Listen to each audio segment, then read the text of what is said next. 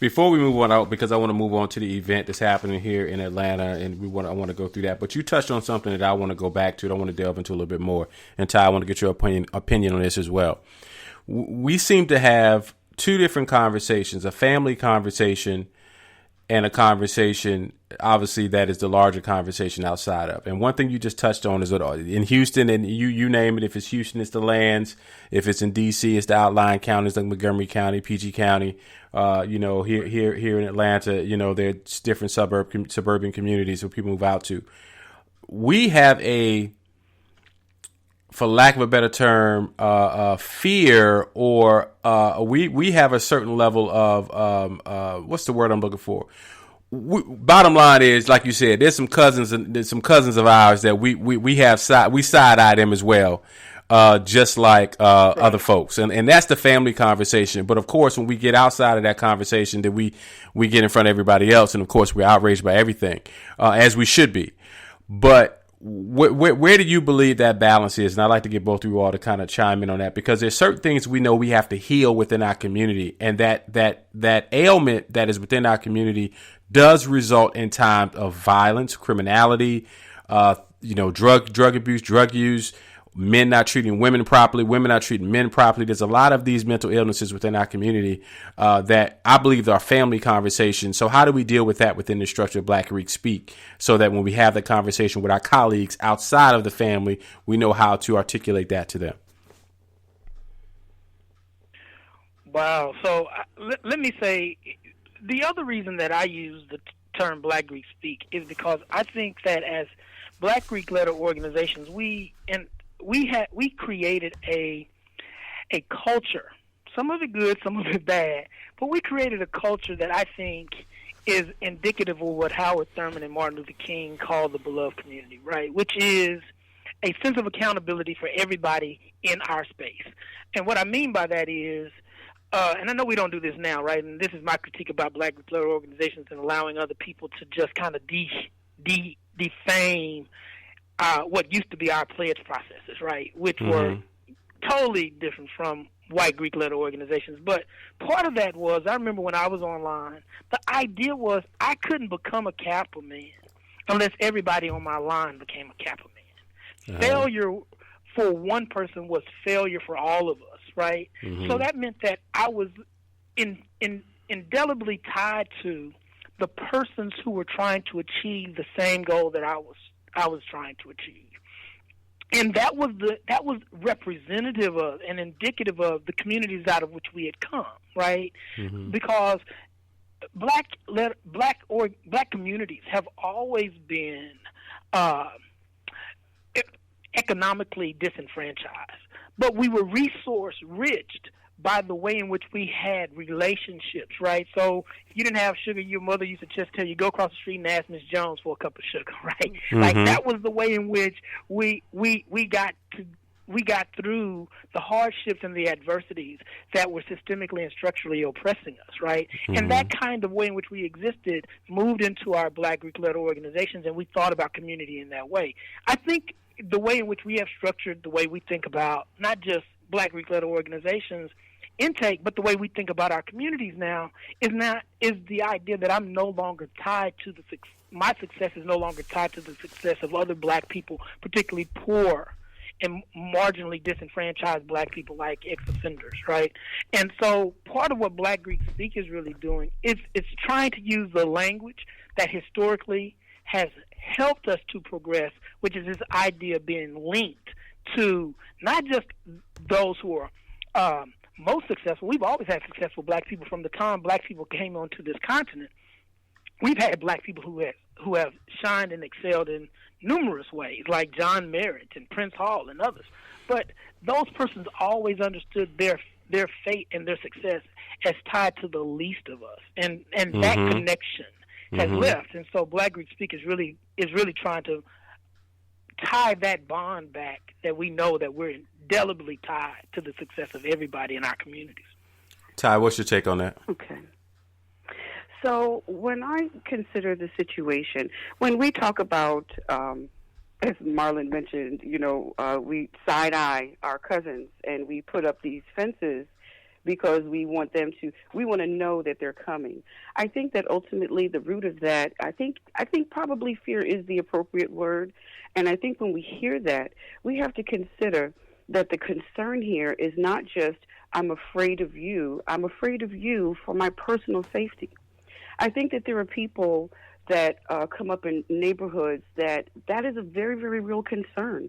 When I was growing up in the Bronx, I grew up near a set of projects in the East Bronx called Edenwald Projects. And that projects, if you mention that to anyone in New York, you get a particular look from them like, oh, yes, I understand. I think that we have to recognize that there needs to be a safe space for us in the Black community as we function and take steps to move forward to progress the change that needs to happen. So you talked about drugs, violence, mental illness. All these things do exist. They're very real. We know, right, that the DSM manual has just recently been updated to include racism as a cause of complex PTSD. So when we consider that we have these major cities and you have groups of people that are operating in all of these different functions, operating out of this different mindset, it does feel unsafe. And unfortunately, particularly for Black women, these spaces are very much and very often not safe. So to address that, my thoughts is that, for Black Greek Speak, I think that we are people, to speak back to what Marlon talked about in our original pledge process, the leadership skills that I learned through my sorority. Sigma Gamma Rho taught me how to be a leader. I've learned for years, I've operated in a certain capacity, all because of my commitment and affiliation to this organization. And now, as a member, I think it's my opportunity, it's my duty to take that and extend it out to the community. So how do I accomplish that with Black Greek Speak? And Marlon talks about beloved community. Yes, we want to go and heal it, but then we still have to maintain all of the other parts of our own being as we do this. And so would I say that we all just move back into the Black community and just sing Kumbaya? No, I wouldn't say that's the place to start. But in order to achieve beloved community, I believe that we do need to start with advocacy and education. We need to talk about mental health. It's a taboo in the Black community.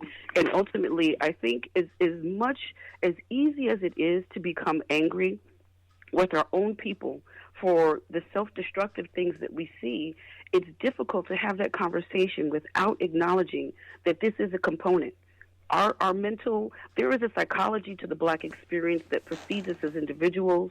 It's something that exists, and it's something that affects us in how we perform. It affects us in our very way of being. Right. It's the reason why we're socialized to talk to our children about how to handle police, about how to interact with them. There's a fear, a general underlying fear that it does exist in our community. So with this event that's coming up, that's one of the goals I want to create, an opportunity to address these fears and to educate the public about the real things that's affecting us with the school to prison pipeline, crisis intervention. If we know that we have a disproportionate number of people that are sitting in, for example, Gwinnett County Jail because they do a mental health assessment on everybody. So if we know that there are specific numbers for these people that are committing crimes and that are affected by mental illness, then we have to have that conversation, and we have to create a safe space to have that conversation. Families need to understand how to engage police as it relates to crisis intervention. These are all the opportunities that we want to take.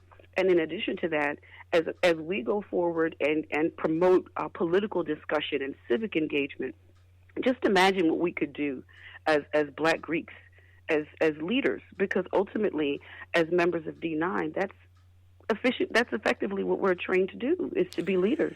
I think that when we recognize the opportunity that we have within ourselves, with the powerful connections that we have amongst one another, when we focus on that and function and move forward collectively, like Marlon talked about, I really don't think there's a lot that we can't accomplish. Yeah, I really believe that why I was extremely attracted to this event, this organization, within our organizations, when I saw Marlon, all over our social media about it, I really wanted to learn more about it because, there's a bit of secrecy that I think is it's almost. I really believe that we need to be more visible. Let me just go straight there, right? I think we as Black Greek organization need to be more visible. I think a lot of us who've grown up in areas around Black colleges, around colleges in general, we just assume that people who've never been to college know about us, and they just don't. You know, we're not in the mass media. When everything went down with the guy who was perping Kappa back, Mark Burns, who was a Donald Trump supporter, it was amazing to me when I called into the national. There's one nationally syndicated Sirius XM Black talk show, and the gentleman who hosts the show, Joe Madison, had no idea this was going on. Had no idea that it was even possible for this man to basically front and say he was a member of our fraternity, and it just be allowed. And I just think that more events like this are going to be important to bring more light to the organizations, because we can't. Our poll mark and our leadership tells us to do one thing. I'm not sure what your president of Sigma Gamma Rho, what their title is, but your president, the leader of your organizations, you very rarely do you see us out there in our letters, in our colors, advocating and getting the support of our organization as it is. And I really think I do have some challenges with that, because I think that a lot of young people, or a lot of people who've never touched a college campus, have no idea who we are, have no idea what we're about. And so I look forward to this particular event changing that perception. Let's talk about this event. This event is going on in Atlanta. Black Greek Speaks Call to Action Empowerment for the People. It is on October the 8th, 2016, at the National Center for Civil and Human Rights, right downtown near the Koch building, near the Georgia Aquarium. Let's talk about this event. Ty, I'll let you lead this part of the conversation. Who you got coming? What's the goal of this event, and how can we support? Okay. So there's three primary goals. One is to share the material that the community can use to affect change in all these areas of concern that we've targeted in the event, to ensure that the community is equipped with a plan to engage their local legislators in regards to some of these areas of concern. And we also want to provide a channel, a direct channel, so that once these people become educated about all the nuances of what's going on, then they can immediately act. So say, for example, we do have a speaker, Jonathan Wesley, who is also a member of your illustrious organization. He's coming to talk about the school-to-prison pipeline. And it's such a critical thing, and it affects us so severely in this particular area. And after that, we have the ACLU coming to follow up with their national campaign on the school-to-prison pipeline. So once people get a chance to sit and listen and understand how that works, how we're truly affected by it, and all the different areas that we're impacted in, then they'll have an opportunity to connect with the ACLU and engage in this national campaign to actually become a part of the changes that they want to see. The whole goal of this series, this is not just a singular event, this is a series of events, and we want people to be able to feel educated and empowered in order to take action. I think ultimately, unfortunately, we've placed a lot of blame on the president for some of these things that are happening. But in reality, people just should understand that for issues like this, there are things that we can do directly. There are conversations that we can have, a dialogue that we can create with the local lawmakers, with the school administrators, and we can begin to get involved in advance. Right. So when we have schools that create policies about our hair, before that policy is created, there's a discussion. And we have to educate and make ourselves aware that the discussion is taking place. And we have to understand that if we want to see some change, we have to take a seat at the table. And when we take a seat at the table, we can be educated and empowered and have the tools that we need to have an effective discussion. Marlon, the event will be taking... I was going to say real quick, Marta. So, are you getting a lot of, what kind of support are you getting within the Greek community for what we're doing here? Well, it varies. It varies. So I think I always like to say, first of all, I don't speak for Kappa Alpha Psi. We have a system in place of governance in Kappa, and as well as the systems of government in all of our D9 organizations that have people who speak for them. Who I speak to, and what Black Greek Speak is doing is saying there are members who who are affiliated with this organization, who are concerned about who are concerned